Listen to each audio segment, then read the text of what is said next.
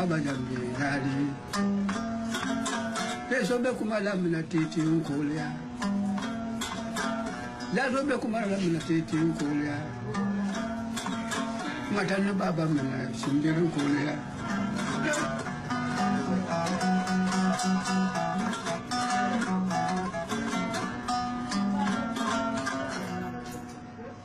India, Titi, the North Deswa. Continua, papi. Deswa la que entra, eu cuido. Essa aí lá, uma hora de noite, ela está. Sol manji, capitão Kutu que está na Fulacunda. Kita matali gini idogola buka idogola ito make kabese bada umame kike mata sumame ko supape alibo kabesa alibo feio capitão Kutu kutoka sikia. O ataque ao quartel de Tite, povoação situada longe das fronteiras com os países vizinhos, assinala o começo da guerra pelo PAIGC, já antes anunciada por algumas sabotagens. As autoridades tinham começado a tomar medidas, e o quartel de Tite, precisamente, fora até visitado um ano antes do ataque do PAIGC pelo chefe do Estado-Maior da Força Aérea. O general Mira Delgado fora de Lisboa para inspecionar os aeroportos da Guiné. A visita não significava, no entanto, que os comandos militares previssem um ataque naquela zona do território. De resto, era então manifesto o ambiente de confiança e otimismo que se vivia entre os militares em comissão, acompanhados pelas famílias.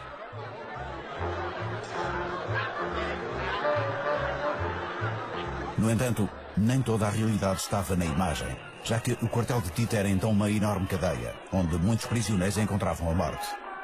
As vagas de prisões, que incluíram Rafael Barbosa, dirigente do PAIGC, mostravam que os portugueses estavam informados da subversão que se preparava, mas não suspeitavam que seria aqui que meses depois soariam os primeiros tiros com que o PAIGC se propunha inverter a ordem colonial estabelecida.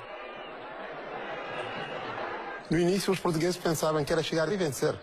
Era tortura, era violência, era tudo para intimidar as pessoas.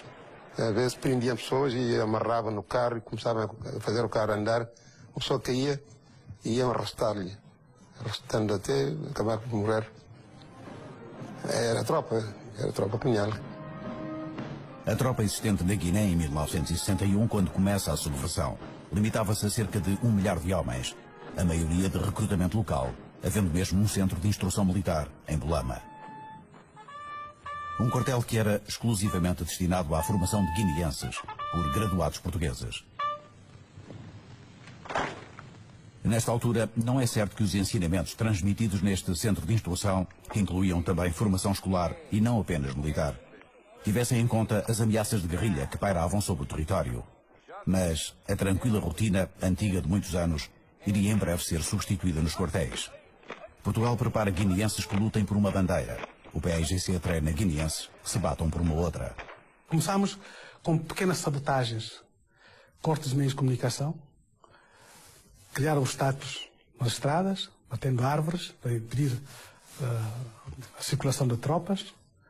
Nessas coisas assim, e pequenas sabotagens de bombas aqui num lado, que nós mesmo fabricávamos, porque aprendemos isso tudo na China. Foi assim que começou a coisa. Porque não havia armas. As primeiras armas que chegaram, portanto, a Conakry, através de Marrocos. Começamos a transportar armas de Conakry para o interior do país, mas no sul. Só no sul. Para a marca Pachanga, Rico, Rico também era checo, granadas, pistolas PT, mas foi, portanto, o desencadear mesmo da luta, em 63, foi essas armas que serviram, portanto, em Tite. O assalto a Tite por 150 de homens com 4 pistolas, algumas espingardas Leonfield, granadas, katanas e flechas, foi comandado por Arafat Mané, que nos disse ter feito o ataque sem consultar Cabral, e que só quando o ouviu falar na BBC tomou consciência de que tinha iniciado a luta armada. A primeira atividade do PAIGC na Zona Sul, acho que foi uma surpresa. Para toda a gente, não calculavam que isso pudesse acontecer. Nous avons adopté une stratégie qu'on pourrait appeler centrifuge. n'est-ce pas? Parce que, au lieu de faire ce que les Portugais attendaient, de partir des périphéries de notre pays vers l'intérieur, nous avons parti de l'intérieur même vers les périphéries. C'est là que caractérise toute notre action militaire. O partido nunca quis que se começassem as ações na fronteira. O Amílcar foi sempre contra isso. Diz que se nós iniciarmos a ação armada na fronteira, as tropas coloniais vão fazer tudo para fechar as fronteiras. Portanto, a ação tem que ser começada no interior do país, no coração do país. E Tito foi identificado por isso. Perante o início das atividades da guerrilha e a sua rápida expansão pelo território, o dispositivo de defesa português, que em 1962 já dispunha de cerca de 5.000 homens, quase duplica no final de 1963. Há agora uma malha de quadrícula mais apertada, acentuando-se a presença militar em zonas de fronteira. Apesar disso, a guerrilha avança e depressa começa a surpreender os portugueses através de emboscadas, fornilhos e minas anticarro. Na Guiné começou logo com a guerrilha regular. Não houve aquela fase inicial de Angola do terrorismo, propriamente dito, e do guerrilheiro com a katana. Na Guiné começaram logo com armas automáticas, com os RPGs, aquela coisa toda. Nós buscávamos, portanto, em pequenos grupos, diferentes locais, mas em vários locais. E eles, portanto, iam, portanto, fazendo aquela guerra de guerrilha, às vezes, né? E ganhavam, portanto, algum troféu, né? E apanhavam de uma arma, um G3, um Mauser. Inicialmente, o nosso armamento era melhor que o deles. A pouco e pouco, o nosso armamento ficou praticamente igual ao deles, e tendo eles muito mais minas do que nós só punhamos minas antipessoal à volta dos acortelamentos. Eles punham minas de qualquer maneira, minas antipessoal de qualquer maneira.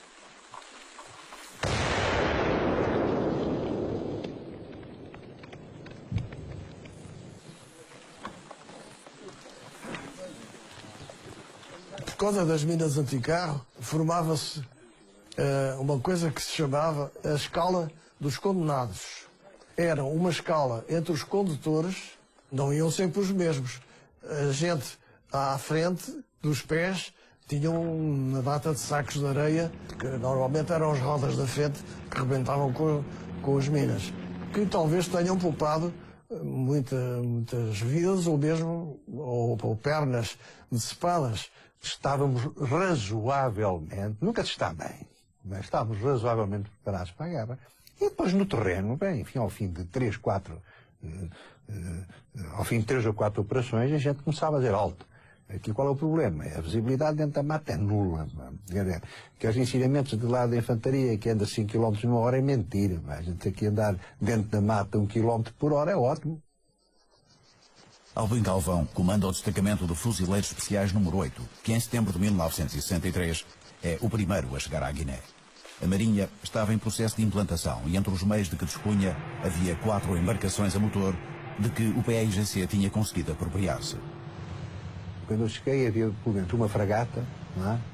Uma fragata, havia 3 lanchas de fiscalização pequenas e havia várias lanchas de desembarque, 2 ou 3 lanchas de desembarque já. Havia já uma esquadrilha, já estava constituída, por exemplo, a esquadrilha de lanchas da Guiné.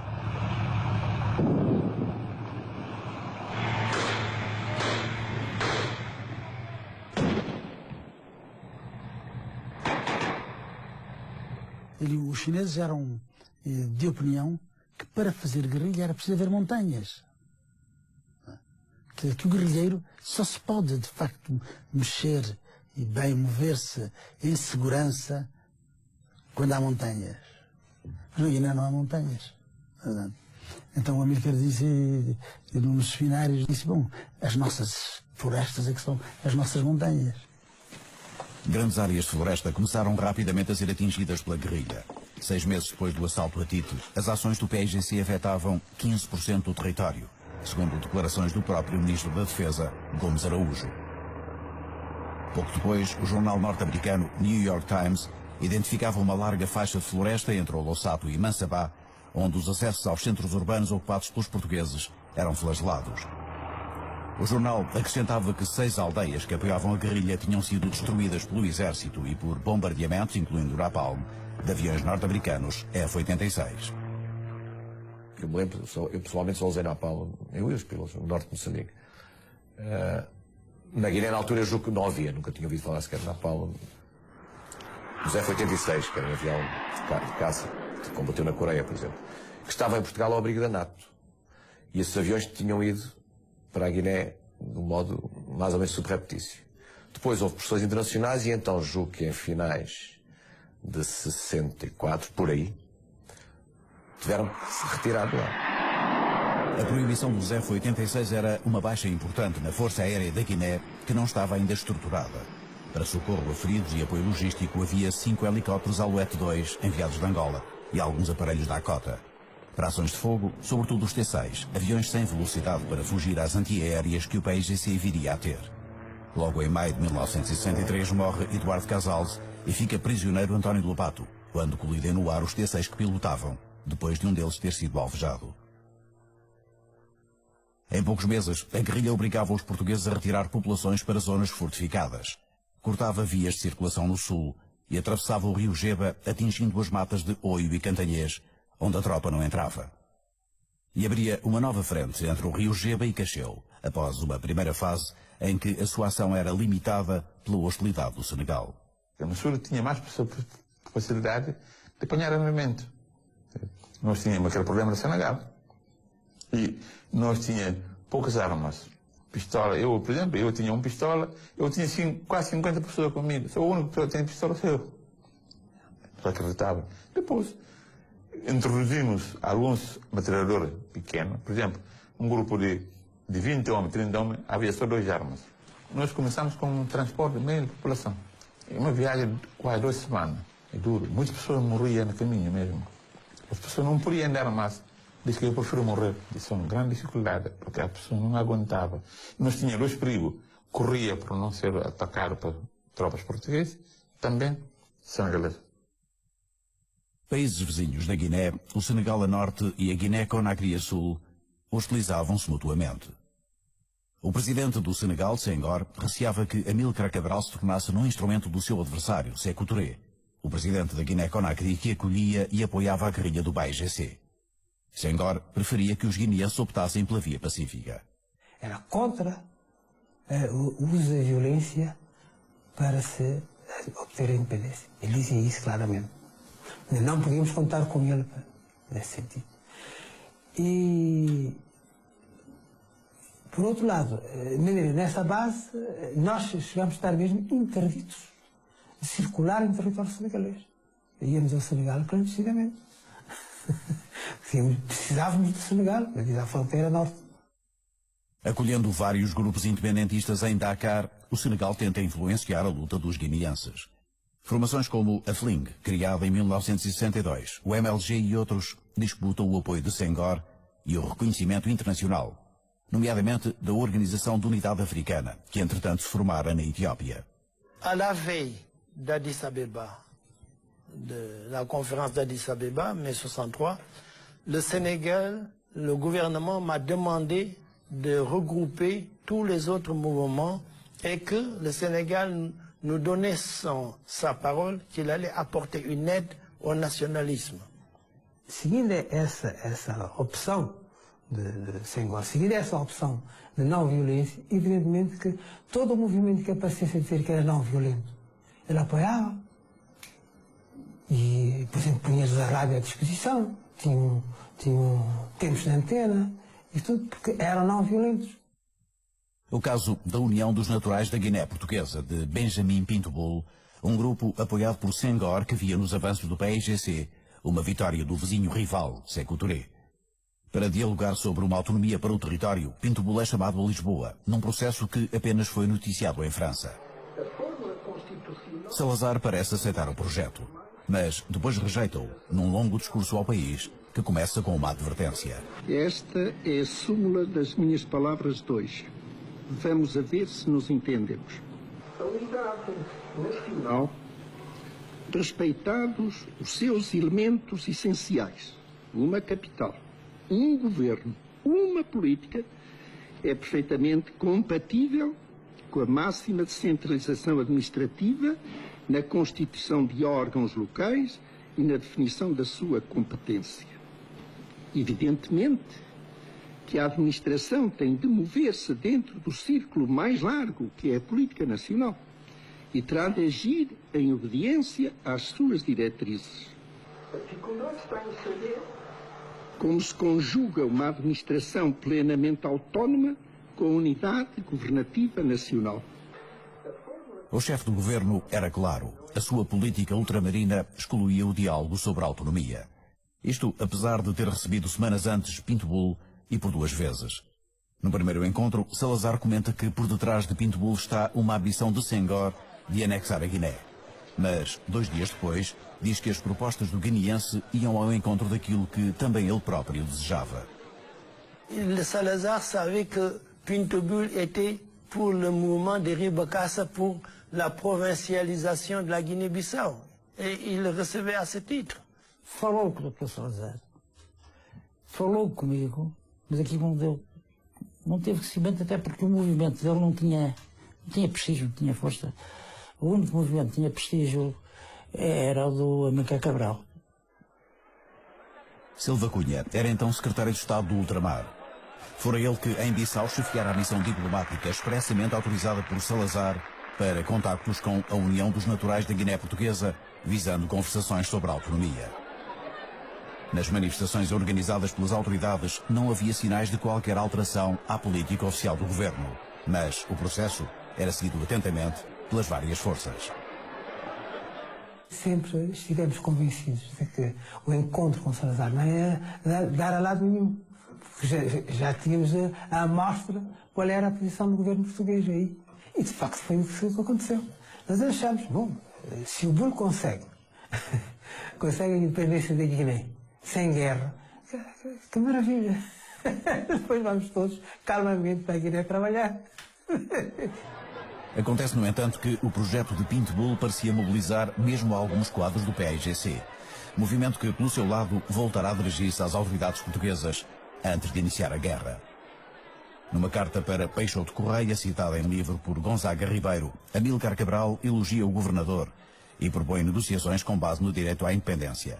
Mas, ao mesmo tempo, classifica de suicida e criminosa a política de Salazar. A Constituição política... Inflexível.